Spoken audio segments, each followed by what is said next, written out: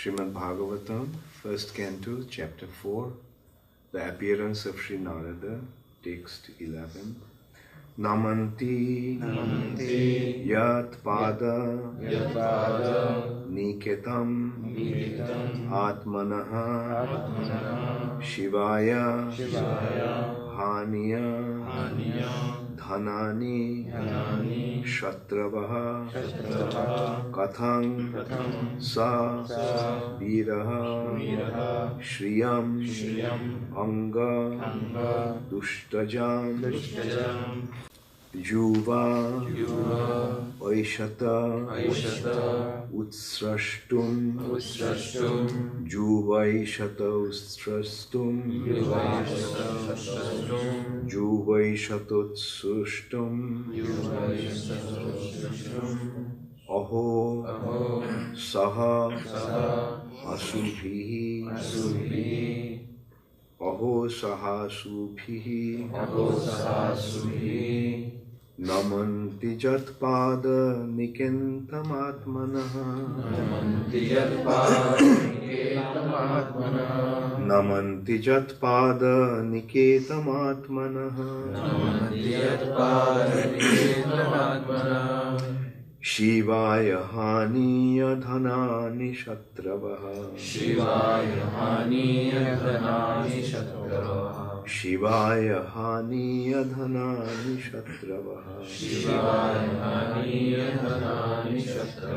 Kathang Savira Shriyamanga Dustajam, Kathang Savira Shriyamanga Dustajam, Juvai Shatotsashtum Aho Shaha Subhi, Juvai Shatotsashtum Aho Saha Subhi, Namanti Jatpada Niketamatmanaha, Shivaya Haniya Dhanani Shatravaha, Kathang Savira Shriyamanga Dustajam, Juvai Shatotsashtum Aho Saha Subhi,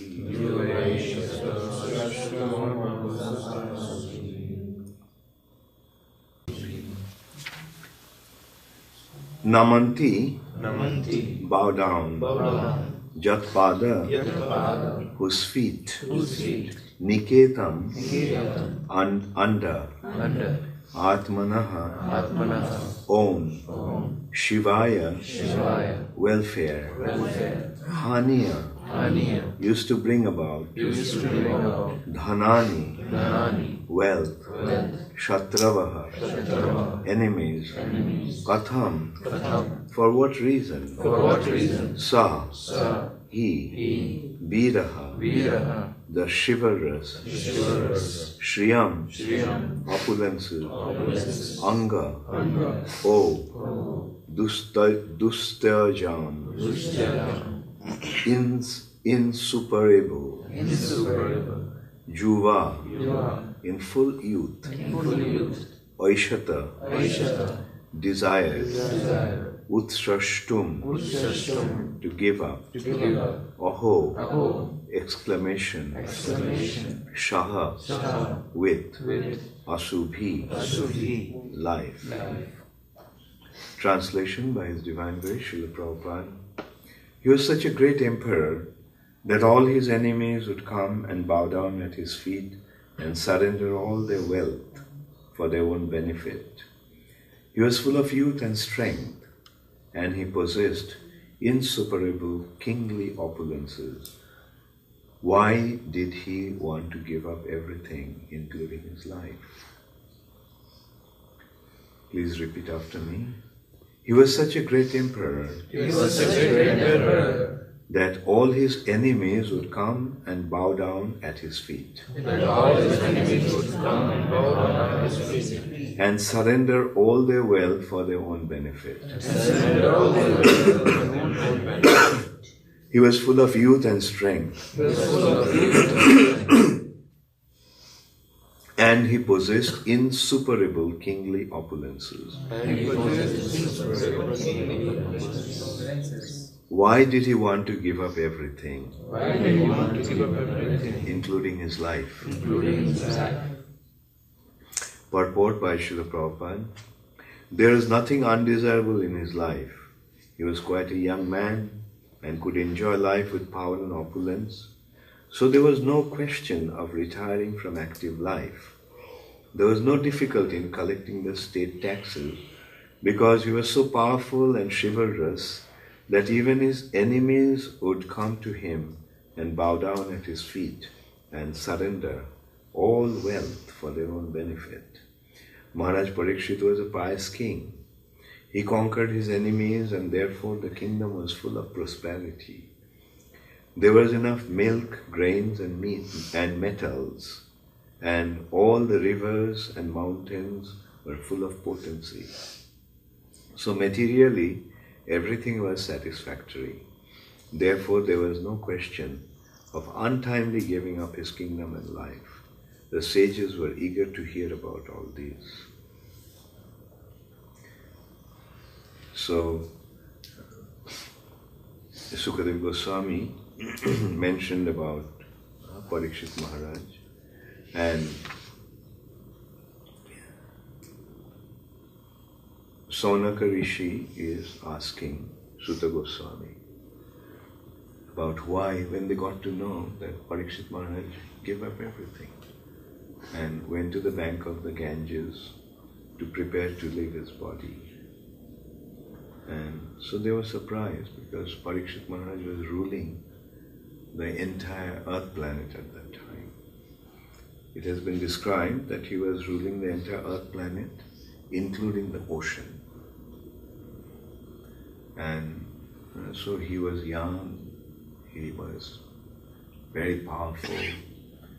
He was so powerful that even his enemies surrendered unto him, and they offered all their wealth to him for their own benefit. And the question is, why he did do that? Why did he do that? And so here we can see that in the Vedic culture, the custom actually was that one should go through his life through different phases. First phase is student life.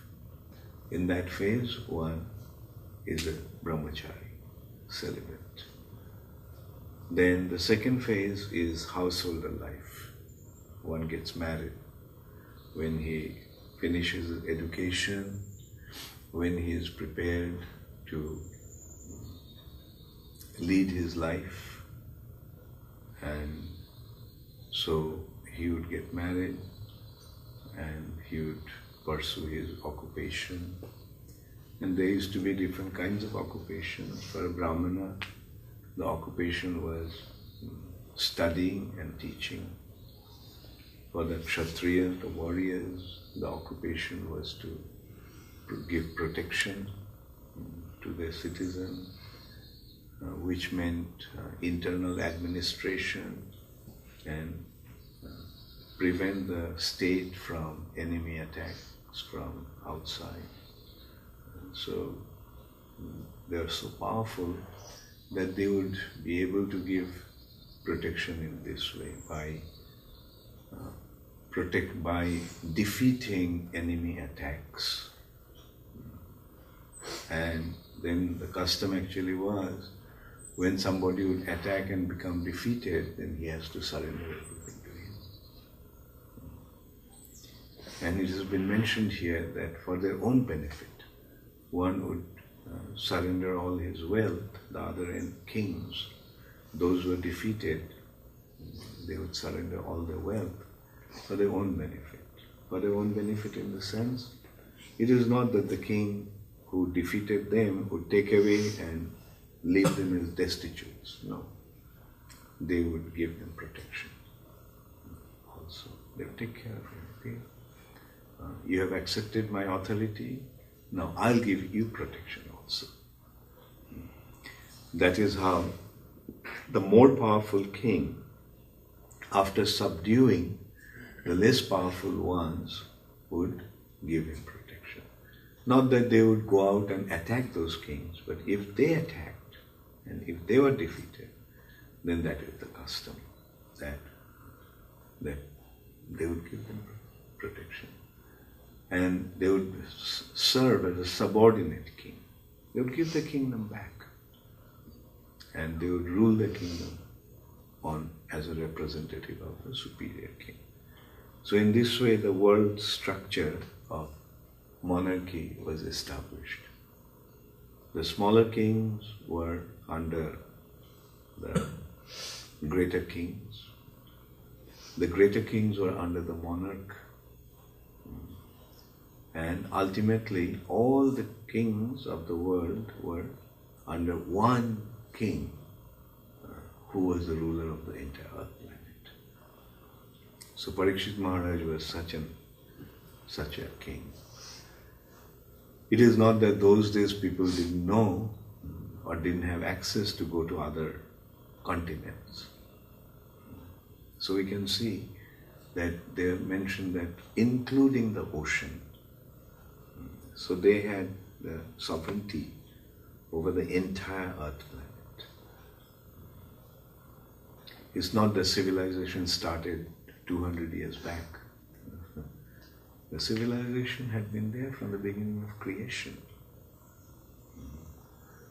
The most civilized personality is the first person who appeared here, Brahma, the wisest of all. Of course, he is not ruling like that. Brahma is the head of all the Brahmanas, so to say, Brahminical, advising, guiding. And the Brahmanas are giving the guidance. Warriors or Kshatriyas are giving protection. Vaishyas are providing the needs of the society. The Kshatriyas are busy ruling and administration activities. But the Vaishyas are the provider. The society needs food. Society needs so many things. And they would either cultivate them or provide them. Krishi, by agriculture, they would produce food. Goraksha, by giving protection to the cows, they bring real prosperity to human society. That's why cow protection is so important. Because when the cows are protected, then everything is provided. How? That materially we cannot calculate. But the spiritual understanding is that the cows are dear to Krishna. So when the cows are protected, then Krishna becomes pleased. And when Krishna is pleased, then everything is provided by him. And that's why all the demigods are considered to be in the body of the cow. So when the cows are protected, when the cows are taken care of, the demigods are pleased. And the demigods are the ones who supply all that one needs. All the needs of the human society are provided by the demigods.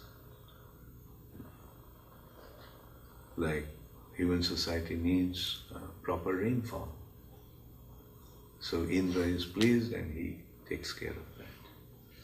At the right time the water comes and the whole vegetation grows. Then sun provides the rays, the light, that the vegetation develops the energy. The moon provides the nectar That's why the vegetation becomes filled with juice. That is the source of energy. We eat. We are actually eating the nectar. The moon provides the nectar. And the nectar from the moon is actually preserved in the vegetation, in the fruits in the form of juice, in the vegetables in the form of energetic substance. So in this way, then the wind blows and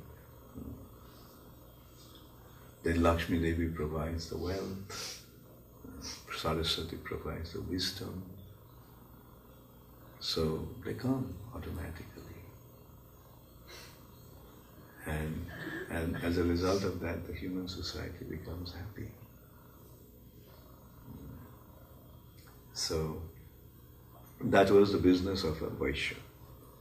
Krishi, Goraksha and Vanijya. They used to do trading. They would go to different countries, different places and bring things that are needed. They would go to one place where they need something and they would provide that.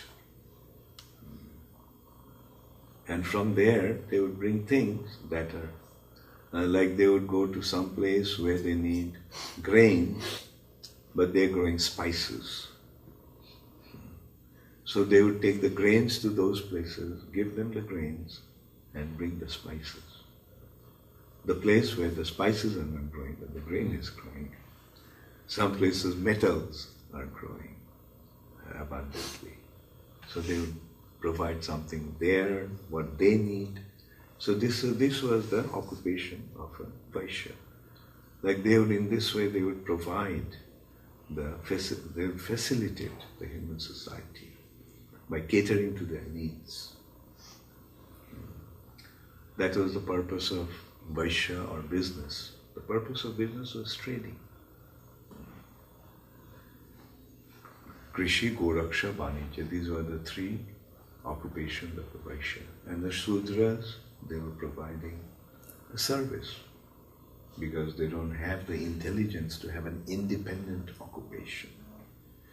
The Brahmanas, Kshatriyas and Vaishyas, they're independent. They don't take anybody's. They don't work under anybody. They're independent. Their occupation is independent. A Brahmana is naturally independent. He is giving wisdom, he is giving knowledge. It is not their selling knowledge. No, they're distributing. And they're not interested in material prosperity.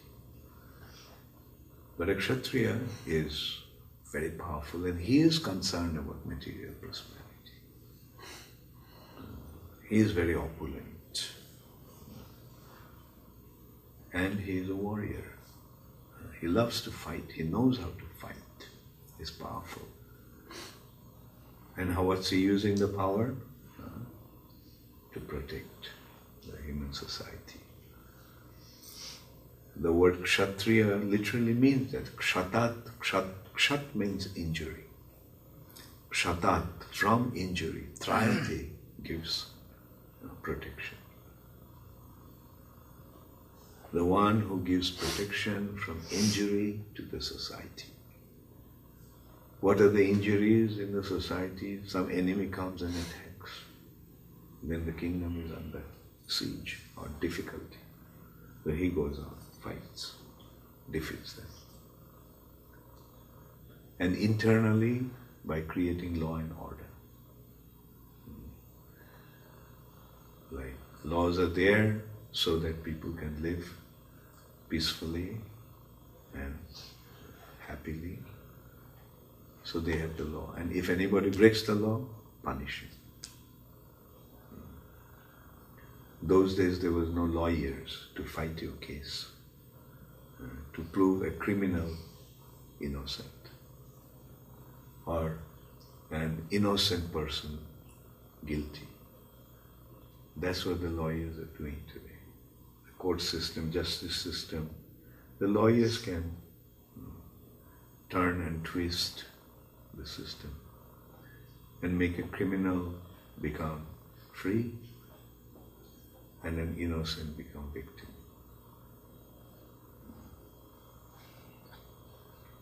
So, those days the Kshatriya himself, there was nothing called a judge. The king was the judge. And king would consult with the ministers, who are the wise people. And the king was trained from his childhood how to even judge people. They were so wise that they could, just by the way person is speaking, they could make out whether he is lying or he is telling the truth. There used to be witnesses, but the witnesses were not so prevalent those days. The king would decide. You have committed a crime, must be punished. And when the legal system is so stringent, everybody will be peaceful, everybody will be law-abiding. Everybody will lead an honest life. Long back I read a book by an English journalist who was traveling in Afghanistan. And so there was an Afghan person who was taking him around. They became like friends. So one day his guide, Afghan tourist guide, was telling him the law in Afghanistan, that if somebody steals, his right hand is chopped off. So he was quite shocked to hear that. He asked, for any kind of stealing? He said, yes, any stealing, right hand is chopped off. So he was expressing his surprise. Oh, how cruel it is. Just for a simple little crime, the right hand is chopped off. He said, yes. And then he told him, but look, you have been in Afghanistan for so long. Did you see anybody without a right hand? Did you see anyone whose right hand has been chopped off? No. Because when the law is so strict, nobody will dare to steal. Nobody will dare to commit a crime. So that's why law and order must be maintained. Crime and punishment. They has to go hand in hand. Crime, punishment. No mercy. You committed a crime, you must be punished for that. That's why the law is there. And that's how, through the law, the order is established in the society. So law and order go hand in hand. If the law is established properly, there will be order in the society. And how the law will be established? When there is a crime, breaking a crime means breaking the law, punishment. And in this way the miscreants will be subdued and others will learn the lesson. Oh, let's not do anything like that. Let's not break the law. And it was not only in India, like it was everywhere in the world. As I was saying, like in Afghanistan, not long ago, it was even recently, I don't know what's happening there now. But we saw from the history how law and order was maintained in European countries, in England.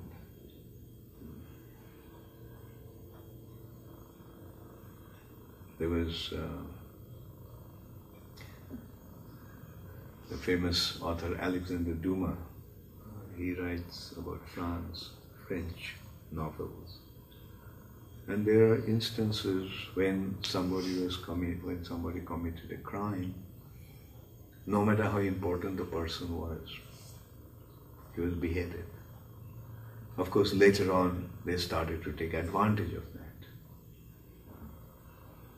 like unnecessarily innocent people have been, after the French Revolution, innocent people were guillotined,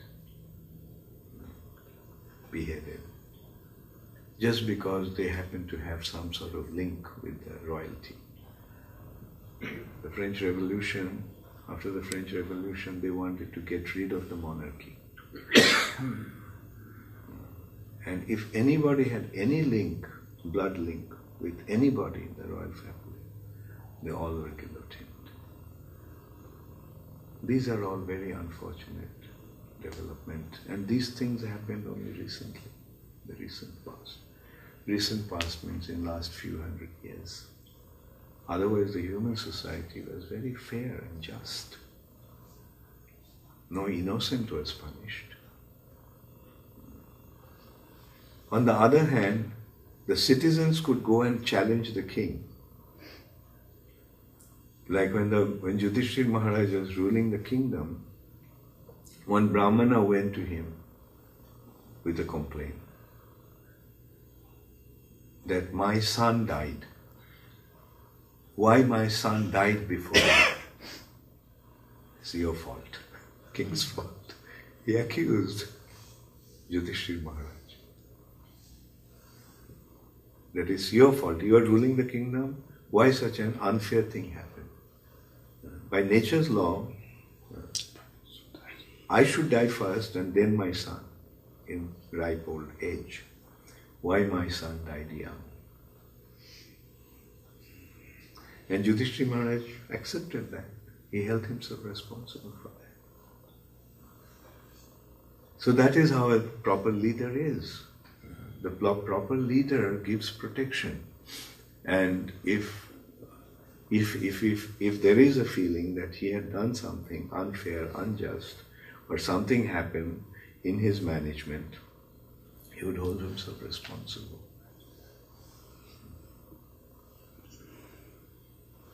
So we can see what a wonderful situation was when Parikshit Maharaj was the ruler. And the whole world was full of prosperity. And we can see that 5,000 years ago, the whole world situation was very different. It all started 5,000 years ago due to the entrance of Kali. Kali's business is to establish adharma. Kali's business is to create sinful atmosphere. And that's why in ISKCON we have the standard: no meat eating, no intoxication, no illicit sex, no gambling. Because these are the sinful act. And Kali is promoting these activities. Meat eating is becoming rampant, intoxication becoming rampant. So like they're going into heavier and heavier drugs.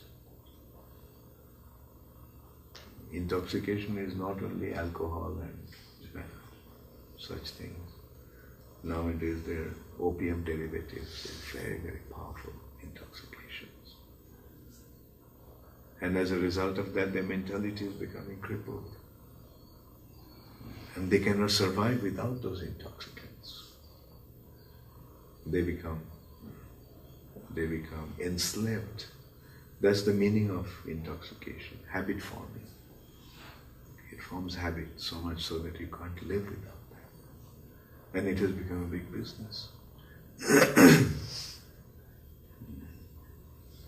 Such a big business that, and lots of criminal activities are going on because of all these activities. All kinds of criminal activities are going on for intoxication, all kinds of criminal activities going on due to prostitution, due to gambling, and what to speak of meat eating. In a way, it's good that the world is waking up today. People are realizing the ill effects of meat eating. So these are the good signs. And our business is to promote that culture. stop sinful activities. All the sins are based on these 4 sinful activities. Meat eating, intoxication, illicit sex and gambling. So if we abstain from these 4 activities, then sin won't be able to touch us. Whoever follows these 4 activities, his or her life will become pure, free from sin. And the atmosphere in this way will become free from sin. And then only real prosperity will come in human society. So, that is a good, important responsibility we have. He's saying, he conquered his enemies and therefore the kingdom was full of prosperity. There was enough milk, grains and metals, and all the rivers and mountains were full of potency.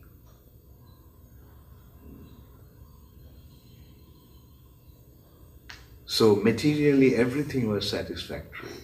Therefore there was no question of untimely giving of his kingdom and life. So that was the ruling, that was the effect of Parikshit Maharaj's ruling. Hare Krishna, Srila Prabhupada ki jai. Gaur Premanande. Does anybody have any question? Yes, thank you so much for so beautifully describing the Varnashram system. I have one doubt. As you mentioned, in holy cow, all the demigods resides. So by serving the cow, taking care of the cows, demigods are pleased and they supply everything in abundance. But we see in the Western world, cows are slaughtered, but still see they are so materially prosperous. So what? Well, material prosperity doesn't indicate Yeah. that everything is prosperous. Yes. Like for example, during Ravan's time, during Ravan's kingdom, it was very opulent. His city was built of gold, Swarna Lanka. But was it based on pious activities? No. So similarly, whatever prosperity we are seeing in the West is just only external glamour.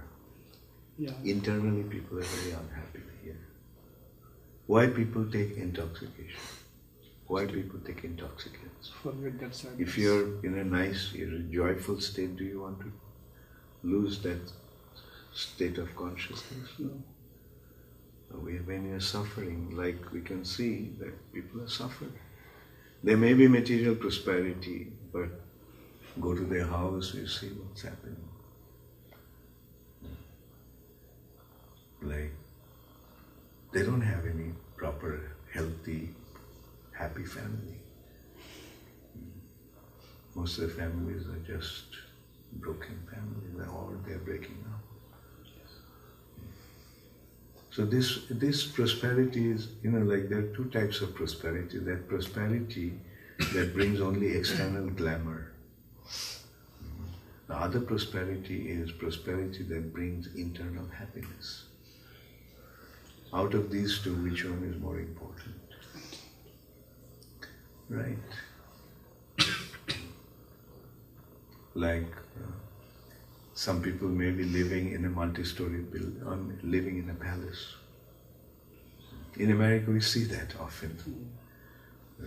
When we, sometimes we see that there are certain area which is beautiful. In big cities you have areas, like where big mansions. But they're empty. Those who live in the mansion, they're out making money. There is a saying that they build these mansions, but their servants enjoy them. They're away, but their servants are living there. And they're actually enjoying. that situation. And that's like they have big mansions, but they don't live there. 17, 18 hours a day, they're just out. And when they come here, if at all they come here at home, sleeping or watching TV. Even staying in a palace, but their consciousness is somewhere else watching the TV. So, and then you see like, externally so glamorous, but husband and wife are fighting, husband is running after other women. Like we are seeing, the president of this country is having affairs with prostitutes. What kind of society is this?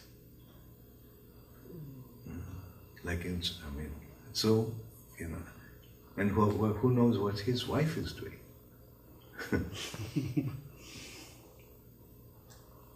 So this is not proper human civilization. The proper human civilization is no meat eating, no intoxication, no illicit sex, no gambling. And that's what ISKCON is promoting. And by accepting this lifestyle, are you all happy? Yeah. You could have earned a lot of money, isn't it? And you could have come here to go to Las Vegas and pay it. And gambled and lost all your money. Or you could have done so many other things. But you have accepted a life where you are happily engaged throughout the day, aren't you? And sleeping at night. Now that's another thing, they can't sleep at night. That's why they have to take intoxication. The sign of good health. The sign of good health depends on two things. Real good health or real good life. Good appetite and sound sleep. If you have these two things, you're a real happy person. How is your appetite? Some devotees are hungry before 7 in the morning. Well, Indriyesh, you got some more service. You have to provide breakfast before 6 o'clock.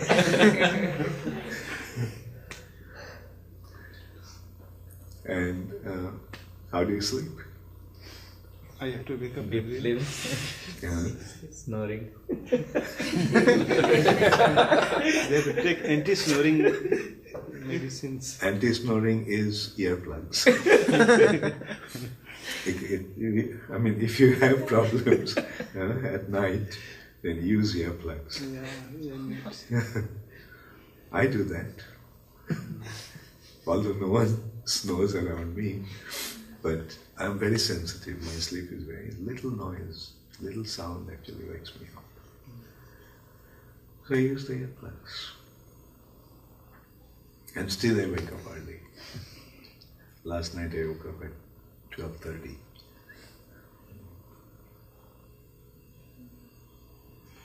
Okay, thank you all very much.